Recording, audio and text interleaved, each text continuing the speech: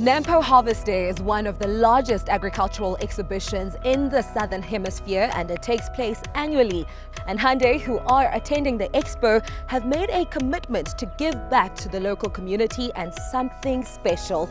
We are so excited to be partnering with an organization like Real Gardening, and they've developed these incredible kits that have got a lot of scientifically proven techniques worked into them to really cultivate and grow these nutritious veggie gardens. So this box will sustainably feed 4 people in a household every day for a year. Inside we have 12 envelopes that reference each month. So each month a new envelope will be planted. It is going to help a lot of children and a lot of families in order for them to understand how to grow food for their own. So what has been done by Hyundai is actually one of the first that we've ever worked with. So the initiative they started now is actually really amazing. We felt that it was the time to just come and give back to the community, leave it in a better space than when we entered it in.